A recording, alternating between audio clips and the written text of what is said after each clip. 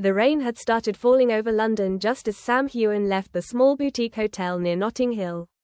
His phone buzzed in his pocket. A message from Dakota Johnson popped up on the screen. "Dinner tonight? I booked the table at the Ivy. Can't wait."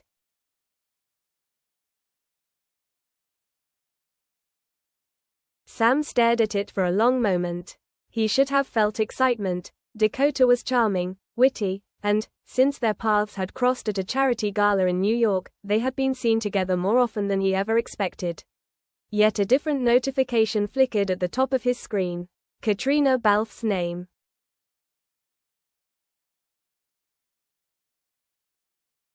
"Hey, we're throwing a small gathering for my birthday on Friday night at the Old Vic.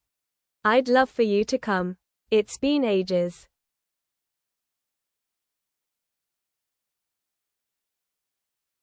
Sam felt a pang. Caitriona, his co-star, his confidant, the woman who had been at his side through countless long days on the Outlander set.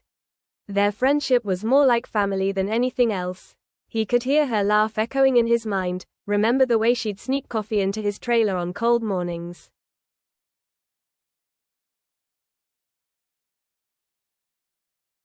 He typed back quickly, "Wouldn't miss it for the world. Old Vic, that's a surprise."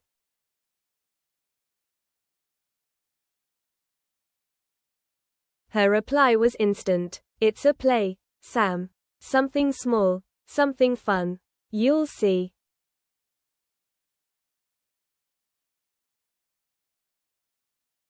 He slid the phone into his pocket, a slow sigh escaping him. The Ivy with Dakota, or the Old Vic with Caitriona. He knew he couldn't be in two places at once. And yet, even as guilt crept up on him, he already felt his heart pulling him toward the theater on that Friday night.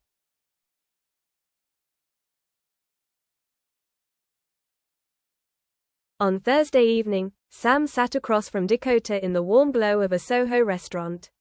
She looked radiant in a soft cream sweater, her hair falling loose over her shoulders. She was telling a story about a disastrous audition she had once done in Paris, but Sam's mind kept wandering to Caitriona.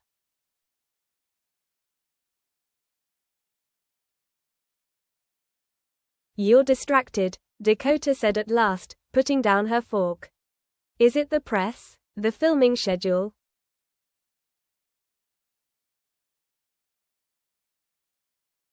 Sam shook his head. "It's Caitriona's birthday tomorrow. She's putting on some kind of play at the Old Vic. She invited me."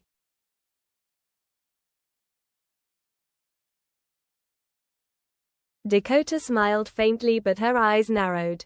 "So you're going?" "I promised her. She's been my friend for almost a decade, Dakota. We've been through everything together."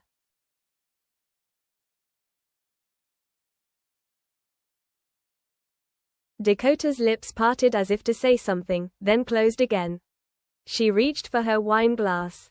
"I see. Well, you'll have to make your choice, won't you?"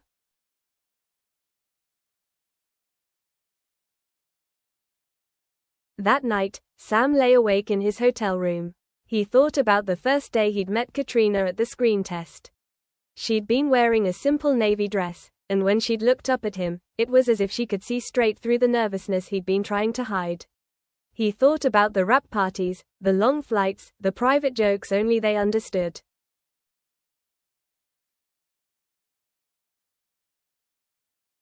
He sent Dakota a message near midnight. "I'm so sorry, I can't make the Ivy tomorrow. I owe Caitriona this one."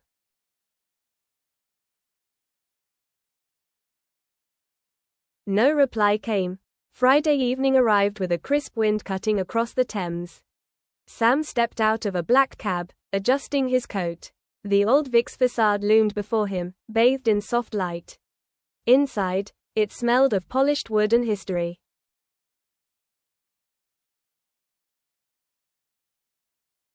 Caitriona spotted him instantly. She wore a simple black dress, her hair swept into an elegant updo, but it was her smile that disarmed him.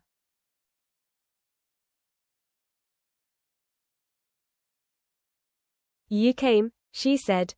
"Of course I came," he replied, leaning in to kiss her cheek. "Wouldn't miss your birthday for anything."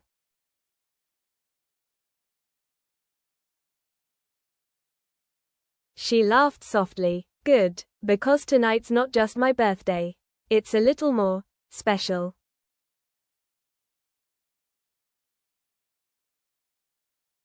He raised an eyebrow. Special how? You'll see. The lobby was filled with familiar faces from the theater world, from Outlander crew members, even a few of Caitriona's childhood friends flown in from Dublin. Sam felt a warm ache in his chest. This wasn't just a party. It was a gathering of every strand of her life.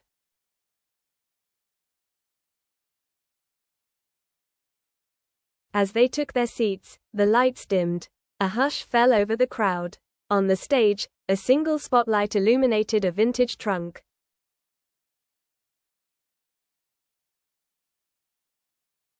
Caitriona whispered, "This is my gift to everyone tonight.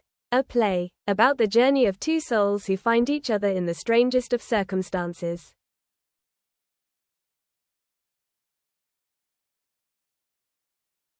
Sam blinked. "You wrote this?"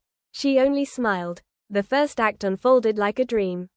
Two characters, clearly modeled after people who had weathered storms together, stumbled through scenes of war, separation, and reunion. The dialogue was raw, intimate, aching. Sam felt the hairs on his arms stand up as the actors delivered lines that mirrored conversations he and Caitriona had shared over the years, on set, in hotel rooms, at airports.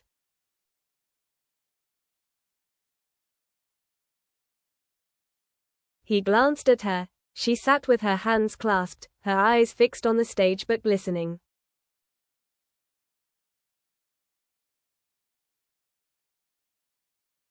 When the curtain fell for intermission, he whispered, "This is us." Caitriona turned to him, her smile bittersweet. Maybe it's everyone who's ever shared something real.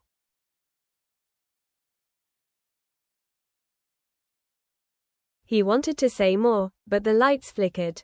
Act 2 was about to begin. As the lights dimmed again, Sam settled back into his seat, his heart thudding. The audience hushed. The curtain rose.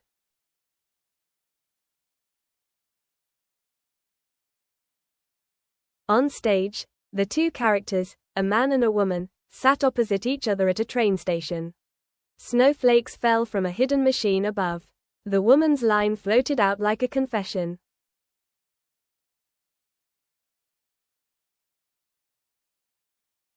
"I thought I lost you.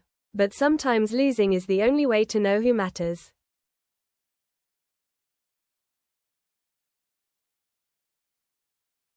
Sam felt a lump in his throat. He remembered a moment years ago, in Prague, when Caitriona had nearly quit the show from exhaustion. He'd sat with her in a cafe until dawn, convincing her to stay, telling her she was the heart of everything.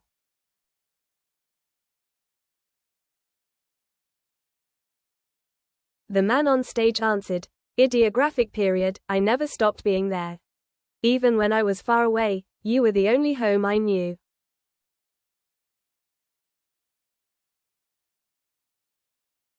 Caitriona's hand brushed her cheek as if to wipe away a tear. Sam reached over without thinking, his fingers grazing hers. She squeezed his hand once and then let go, her eyes never leaving the stage.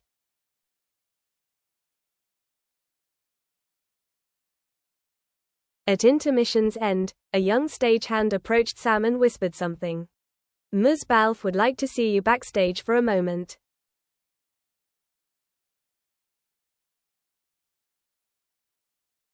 Puzzled, Sam followed the boy through a narrow corridor lined with old posters.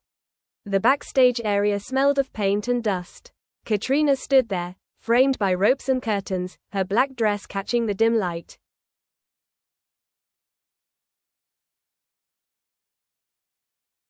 "I'm glad you came," she said softly. "I told you I would." She hesitated, then stepped closer. "This play, it's not just for my birthday. It's my goodbye, Sam."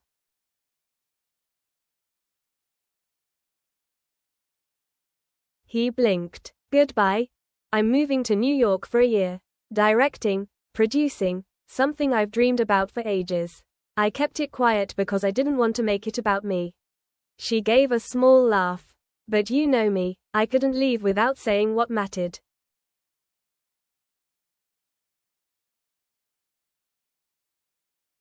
Sam felt his chest tighten. You could have just told me. I did, she whispered. In the play.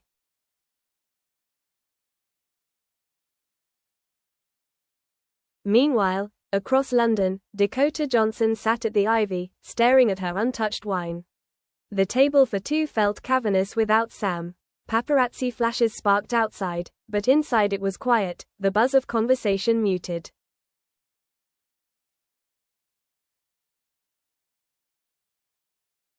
She scrolled through her phone. Headlines about Sam and Caitriona at the Old Vic were already popping up. Outlander stars reunite for birthday celebration, one blog read.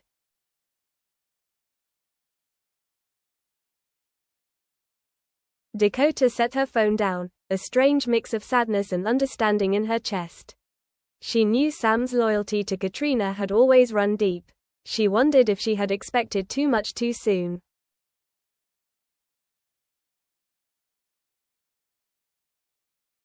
The final act began. On stage, the characters stood at a crossroads. The man held a letter in his hand, the woman a suitcase. The dialogue echoed the conversations Sam and Caitriona had just had backstage.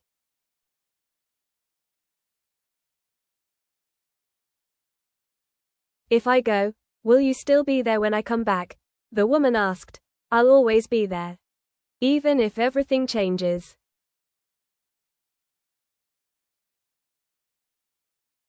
The actors embraced, the lights dimmed to a single spotlight, and the curtain fell. Silence filled the theater for a heartbeat, then applause thundered. People rose to their feet, clapping, cheering.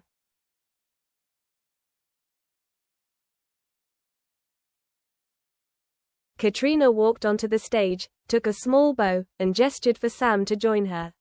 He hesitated, then climbed the steps. She handed him a single white rose.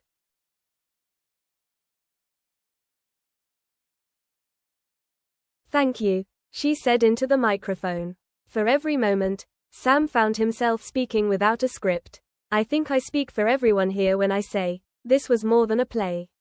It was a gift.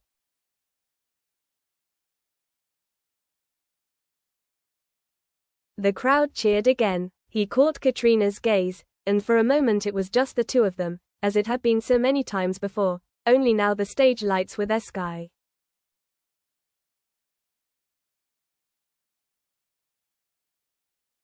Later, in a small room above the theater, candles flickered over a table of wine and cake. Friends mingled, laughing softly. Caitriona sat on a worn velvet couch, her shoes kicked off. Sam joined her, two glasses in hand.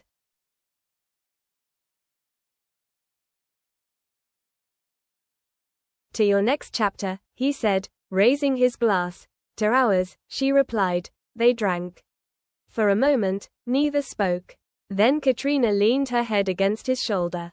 Thank you for choosing to be here.